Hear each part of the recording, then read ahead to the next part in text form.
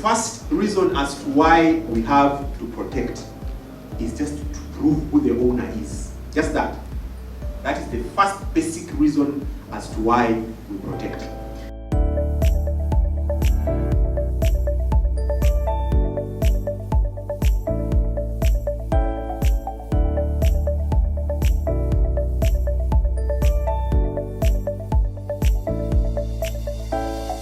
We are mandated to advise the government on the regulation of research in Uganda, mainly science and technology.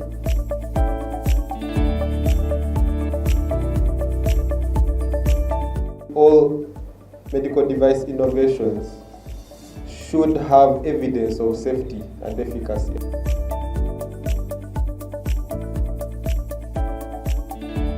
We send these standards to different stakeholders across the entire world. From the Uganda Registration Success Bureau, and we have a wide mandate where we register businesses, and that is why many people refer to us as the company's registry. But we also register intellectual property, and that is going to be the focus for today. My role at URSB is basically to examine innovations. Some of the titles that have been presented by Dr. We've had a chance to have a look at them, at least for patents, utility models, for trademarks, for copyright, the different aspects that we are going to discuss today. So my role, when somebody lays a claim that I have a new innovation, that's when we come in to really confirm if it's new, like I'm going to explain. In terms of the wider mandate, URSB administers 18 acts of parliament, 18 acts of parliament, and 21 corresponding regulations. But specifically in terms of intellectual property in Uganda, we have the Industrial Property Act of 2014 and the Industrial Property Regulations of 2017, and through that we register the patents, the utility models, the industrial designs, and tech innovations. Then we have the Trademark Act of 2010 and the Trademark Regulations of 2012. Through that, we register the signs, the logos, and the different names used in trade. Then we have the Copyright and Neighboring Rights Act of 2016, of 206, and Neighboring Regulations of 2012. That is basically for the publications that the doctor has been talking about, the songs, artifacts, and anything related to that space. We use the copyright law. What is intellectual property? And the slide says it refers to any creation of the mind. I'm telling you, we may not have, if you have to download whatever you are thinking here, we may not have enough space to put. So anything that is inside there that you are thinking about since you came in, what you are thinking about as I speak, all that is intellectual property at the end of the day. Creations of the mind, such as the inventions, the literary. So the moment you begin putting it on paper, you say, okay, now, okay, this is a creation of the mind, we agree, but it will lead to a patent. This is a creation of the mind, but it will lead to a copyright. This is a creation of the mind, but it will lead to a trademark. Literary and artistic works, designs and signs, and marks used in commerce. And for the case of Uganda, URSB, or the Uganda Registration Success Bureau, is the National Intellectual Property Office. Why do we have to gather ourselves to protect? The first reason as to why we have to protect is just to prove who the owner is. Just that. That is the first basic reason as to why we protect. Because at a later stage, when we know that it's Dr. Sechitoreko who is the owner of this invention, then you can choose whether he's going to give up this invention for free. Because sometimes when we come to fora like this, people say, but for us, we're a public entity, you know, we are doing this, so why should we protect in the first place? The reason we do protect, we want to understand what has come out of CITE, what has come out of CAMTEC, what has come out of SEDAT. The first thing is ownership. We want to be sure who has done what. If you want to measure the impact of CITE, the CITE program should be able to display their certificates and say, you know, we have 5 trademarks. How they choose to use the 5 trademarks, they can choose to give them out for free.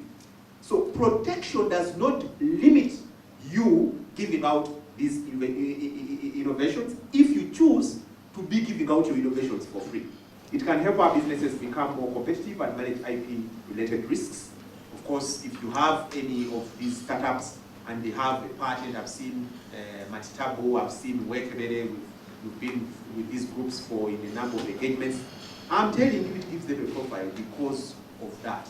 And if you're making a presentation about Matitabu and you display your copyright certificate, you display your trademark certificate, you display your utility model certificate, it gives you some sort of leverage. Why I will need to emphasize why you need to focus on protection is because what you do, if it works for Uganda, chances are high it will work for the US. Chances are high it will work for the UK. Chances are high it will work for South Africa. So because of that, you need to actually focus on protection. Because for some people in some spaces, what they do may apply, may not even apply much in Kampala. So for those, they may consider protection or may not. Because at the end of the day, whatever they are working on has limited application. It increases visibility. Because even where you are not, we shall be able to talk about you. So the things of Wekebere, Matitabu, you get it. Even where you are not, we have somebody who worked on the cancer detection kit. I don't know, it was some group of ladies, and we had engagements with them. But even where they are not, we keep explaining and trying to promote our local innovation. So it gives you visibility. Of course, it helps you to distinguish businesses and products. When somebody says, no, this, yes, it's good, it works, but want to adapt it to our local conditions, you'll find that the utility model system fits in very well to ensure that you are also protected for those improvements, because the thermometer is already there. But what have you done to that thermometer to make it available and easy to deal with for our people in Cambodia? Now, that is what you qualify for, the improvements that you make. How did you come up with this? Does it have a warmer somewhere?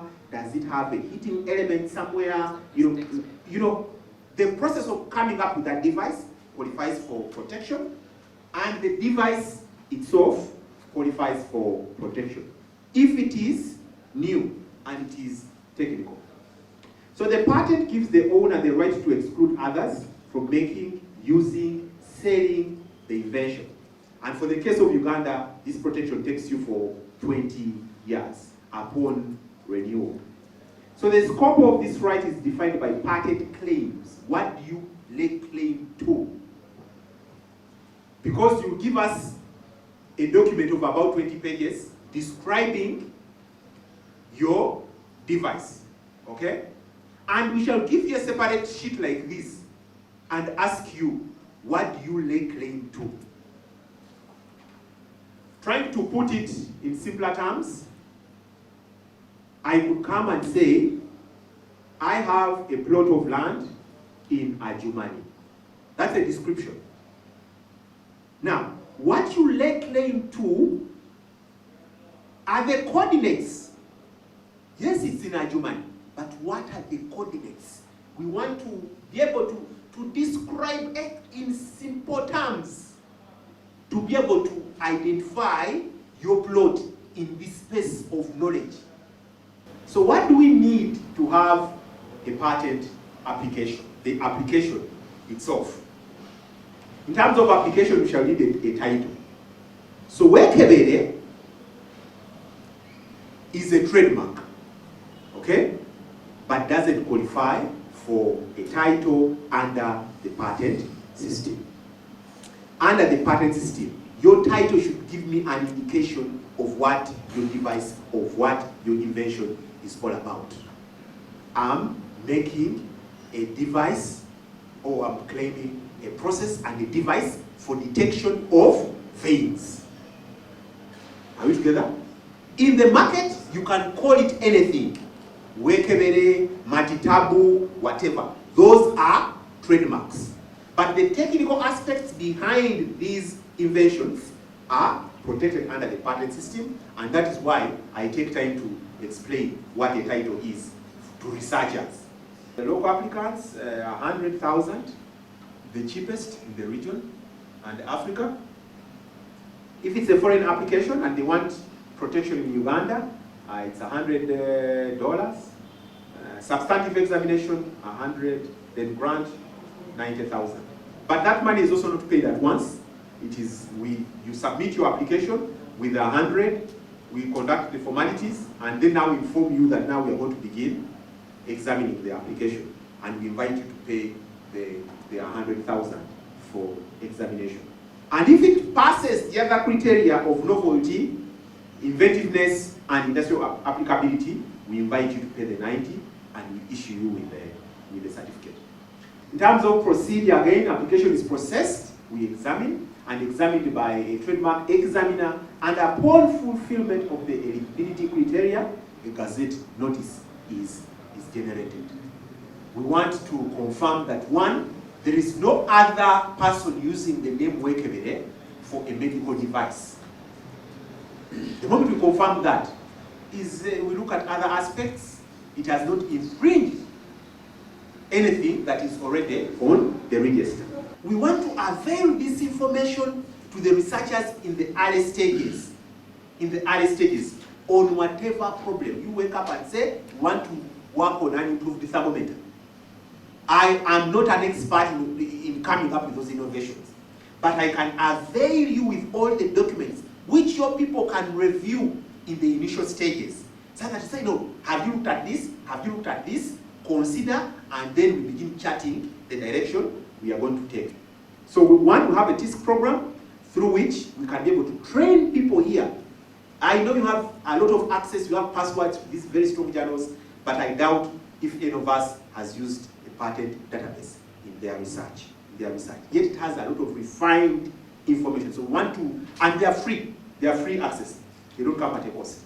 They are free, and this is something we could do. So it would be very interesting if you picked interest in that Technology Innovation Support Center for purposes of building capacity of where do you look. And then we can also guide you on these regulatory things that you're trying to grapple with. What do we need to protect? What do we need to prioritize in terms of protection? When we are assessing these innovations, it requires an expert. That's one, that's true. But two, that expert needs basic skill. On the register, I will tell you that we have more people of bachelors on the register than professors. Because to a professor, everything is obvious. Whatever the master student will do, say, no, that is obvious. But it is obvious to him, but it's not on the register. So what I'm trying to emphasize is that let us work together, because we are experts in identifying. For you, are an expert in research. I'm an expert in identifying new innovations. So I want us to enhance this collaboration between our office and your organization. We can be able to fish out many more things. So softwares, you're right, trade secret, copyright, everything, anything.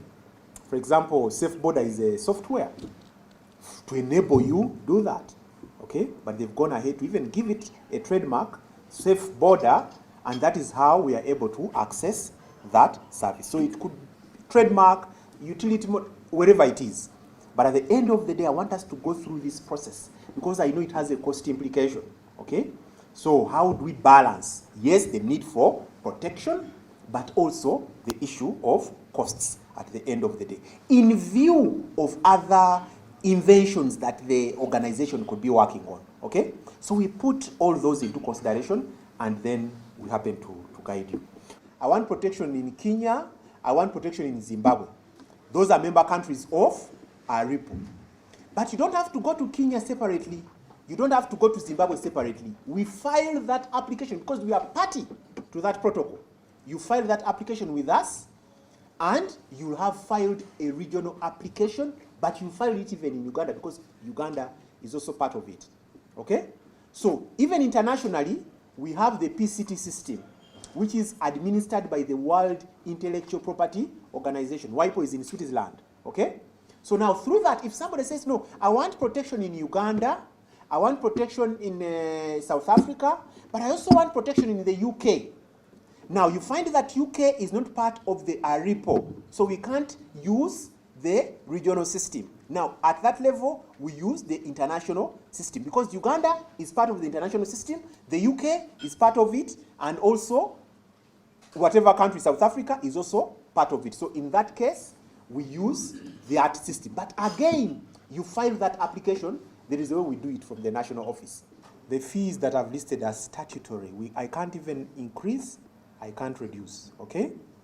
So the fees that I listed are URSB fees, and I clearly indicated that there is the process of publication.